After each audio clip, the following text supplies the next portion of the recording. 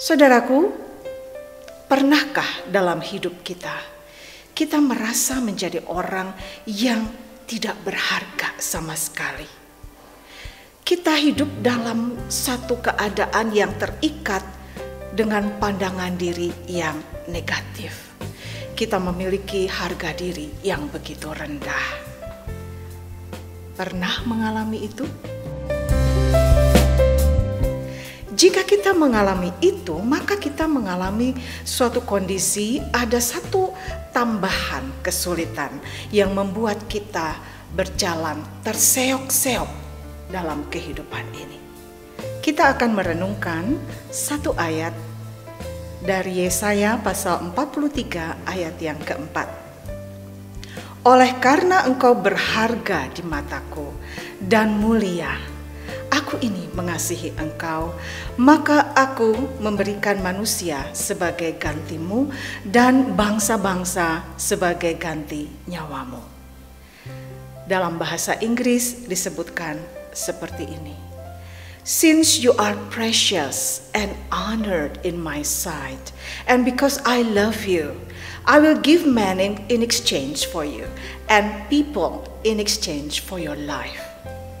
Saudaraku, seringkali komentar-komentar dan penilaian negatif dari orang lain tanpa kita sadari kita terima sebagai suatu kebenaran yang membentuk cara pandang diri kita menjadi negatif.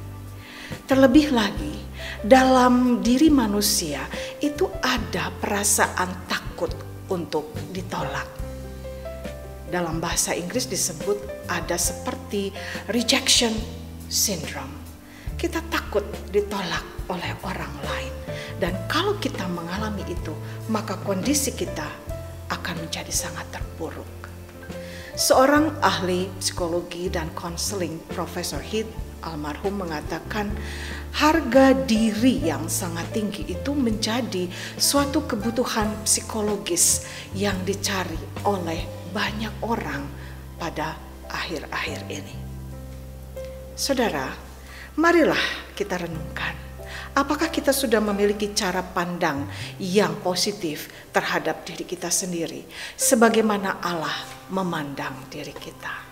Gambaran diri kita ini merupakan suatu identitas kita yang betul-betul dipengaruhi oleh penilaian orang lain kepada kita. Tentang apa? Tentang penampilan kita, tentang kemampuan kita, asal-usul, dan keluarga kita. Terlalu banyak orang yang merasa dirinya tidak berharga atau kurang berharga ketika ia memikirkan masalah penampilan lahiriah. Mungkin ada banyak orang yang memiliki kekurangan secara fisik.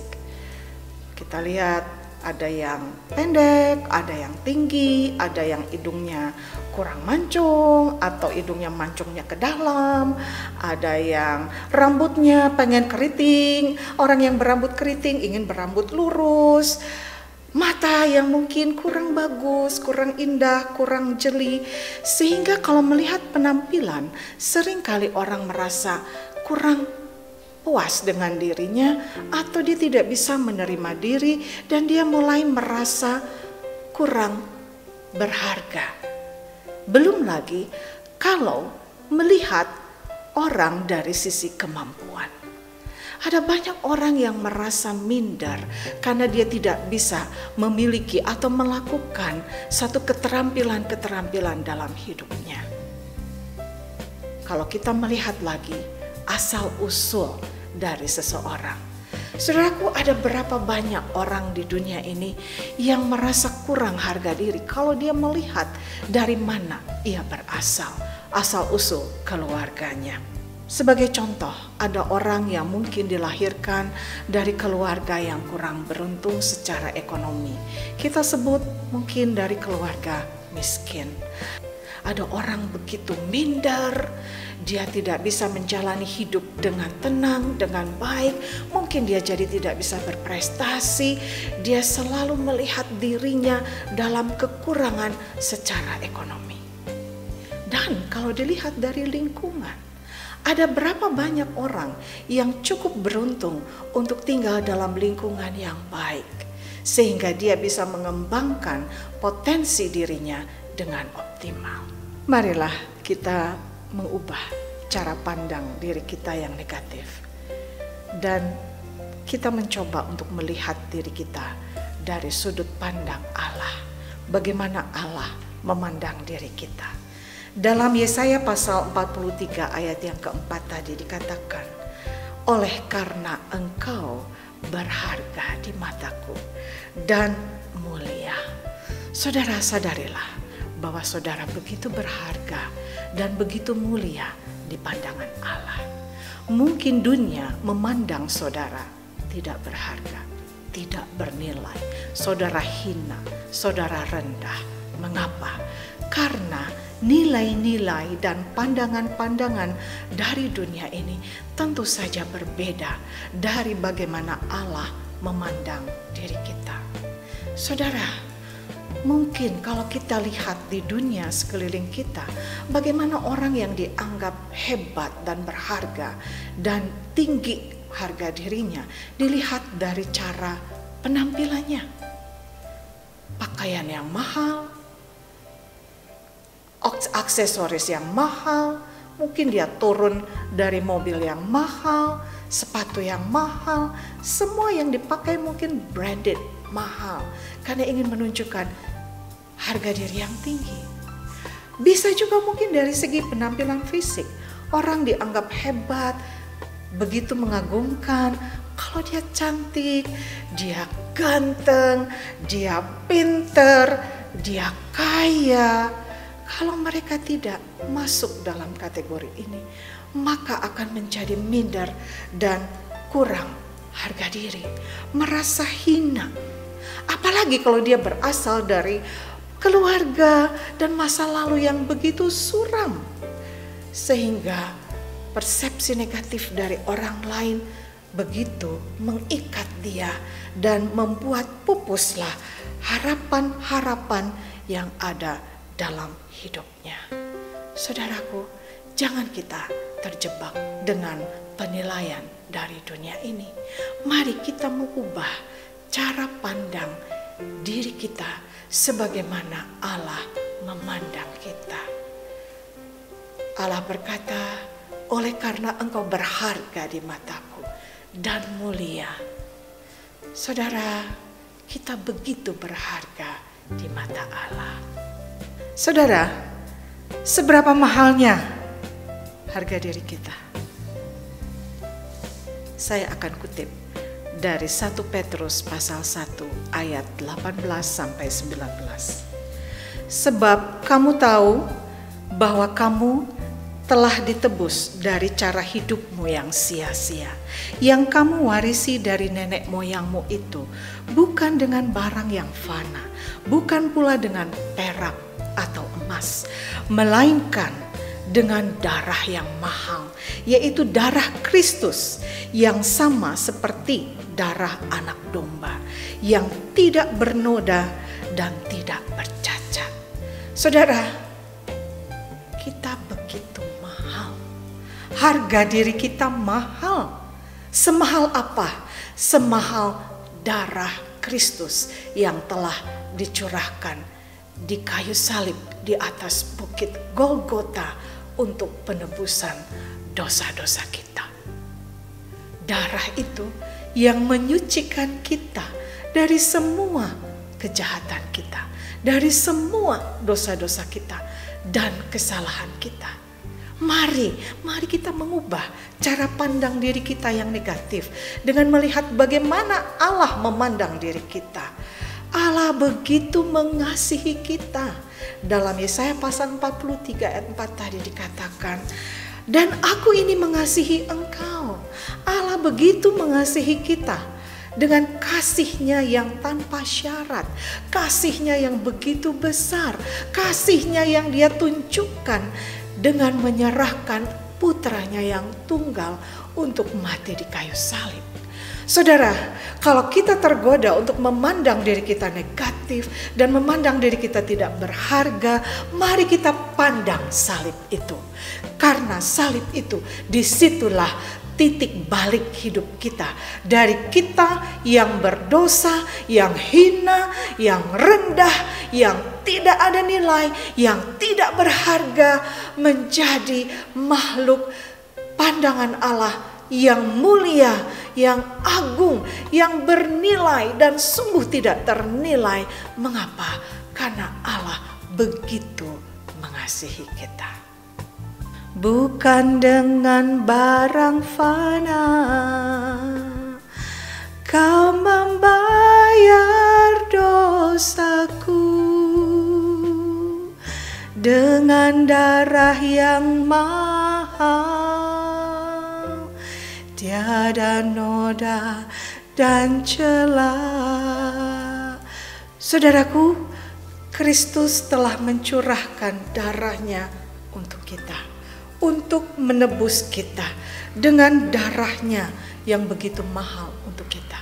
Marilah kita melekat kepada Dia dan bersandar kepada kasih-Nya yang begitu besar dan tanpa syarat. Menerima Kristus dalam hidup kita berarti kita menerima Dia menjadi Tuhan dan Juru Selamat kita secara pribadi. Kita akan dimampukan untuk mengubah cara pandang negatif diri kita dengan cara pandang Allah yang menganggap diri kita begitu bernilai, begitu berharga, dan Ia begitu mengasihi kita. Saudara, apakah saya sudah terbebas dari cara pandang negatif terhadap diri saya? Ada satu kesaksian yang nyata dalam diri saya. Barangkali kalau saudara melihat saya di layar kaca, ini mulut saya agak kurang simetris ya, agak miring gitu. Ini kembali ketika saya remaja, pada saat mengalami perubahan fisik, lalu tanpa saya inginkan, gigi saya bertumbuh dengan bertumpuk dan ada beberapa yang miring. Dari kelemahan fisik saya yang seperti ini, saya merasa begitu minder karena saya tidak berani bicara dengan orang, karena gigi saya yang tidak beraturan, dan saya begitu minder karena kelemahan fisik saya. Lalu ibu saya bawa saya ke dokter gigi dan memakai dulu namanya behel, kalau sekarang namanya bracket. Sekarang bracket jadi fashion, jadi mode dengan karet yang warna-warni, ada yang merah, ada yang kuning, hijau, dan lain-lain. Tapi dulu tahun 80-an memakai behel itu seperti satu cacat fisik ya, karena gigi yang tidak rapi. Itu saya lewati.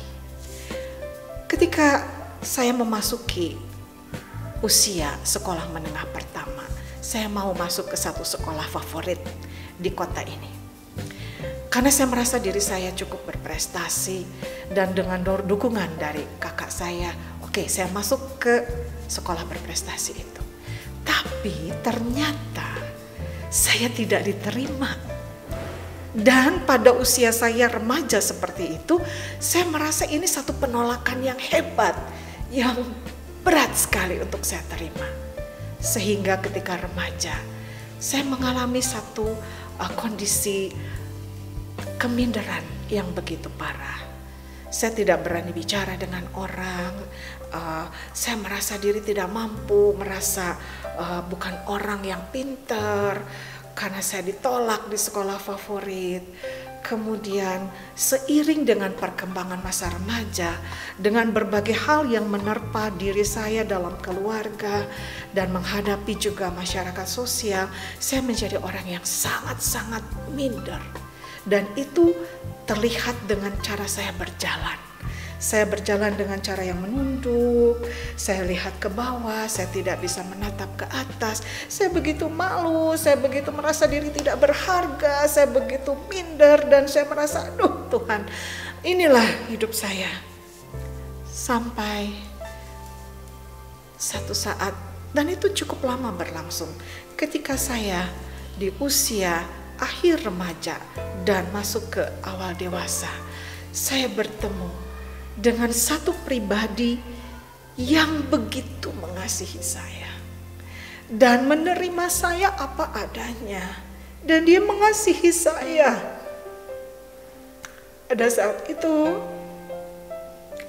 saya menerima Tuhan Yesus sebagai Tuhan dan Juru Selamat saya secara pribadi. Disitulah saya berubah. Saya melihat Tuhan begitu mengasihi saya, dan saya bisa mulai tumbuh harga diri yang benar, harga diri yang positif, harga diri yang saya tahu bahwa ini bersumber dari Allah sendiri. Saya tidak bisa bayangkan kalau saya sekarang bisa bicara di depan orang banyak dan menjadi profesi sebagai pengajar yang harus menuntut saya berbicara dengan banyak orang. Semua karena kasih dan karunia Allah yang memampukan saya untuk berbagi, bersaksi, dan menyatakan apa yang sudah Allah perbuat dalam hidup saya.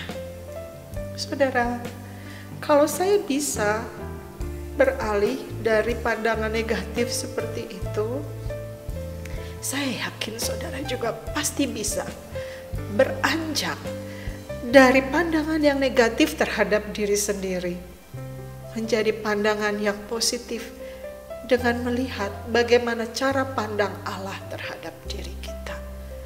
Kita berharga di mata Allah dan Allah begitu mengasihi kita.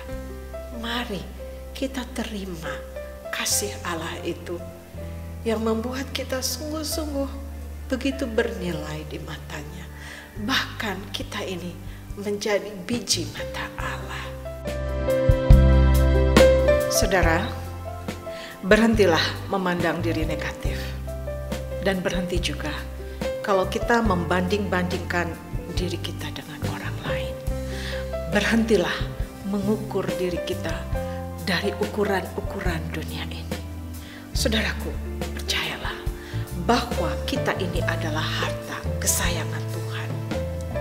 Kita begitu berharga di matanya, kita itu dijaganya, dan kita yakin bahwa Ia selalu mengingat kita, mengasihi kita, dan menyertai kita. Marilah mulai saat ini kita melihat diri kita sebagai satu pribadi yang unik, yang bernilai, yang berharga di mata Allah, dan Allah begitu mengasihi kita.